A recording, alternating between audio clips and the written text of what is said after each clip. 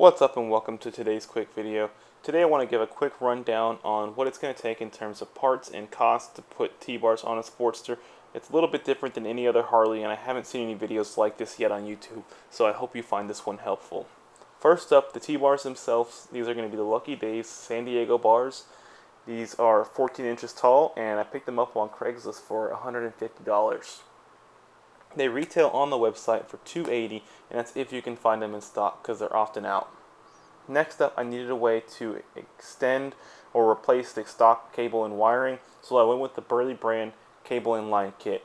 This had everything I needed to do that, and this was specifically made for 14-inch T-bars. It was very convenient and worked great on this install.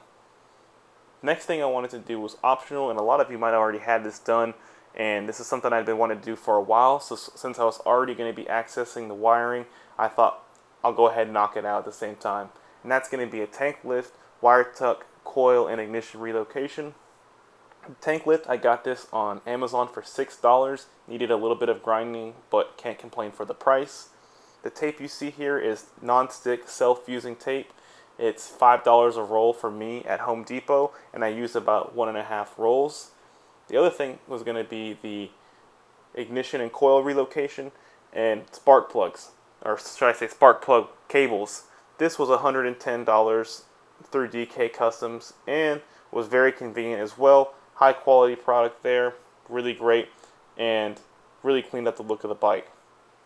Next, I needed something to relocate the speedometer with, because I'll show you right now, the stock speedometer with the 4-bolt top clamp was not going to work on these T-bars, so I went ahead and bought a mount on Amazon, you see here, and it's going to mount to the bars, but you need another mount to do that. And I was like, whoa, that's more cost. Lucky Dave's makes one for $110. Looks like a great product, but I'm already pretty deep on this, so I wanted to save some money.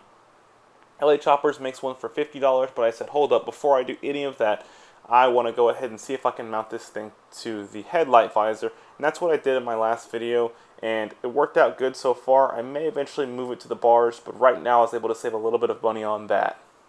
Alright, totaling up the cost here, we have the bars at $150, the cables $200, the relocation kit $110, the speedometer mount $56, the tape $10, and the tank lift $6. Another thing was the miscellaneous bolts came in at $20, so altogether we're all in at $552 for just the parts. Don't forget you have to do the install. If you're having it done at the dealership or a shop, it's going to cost you a lot more. It might even add another $500 to the cost. You'll have to call around and see what they quote you.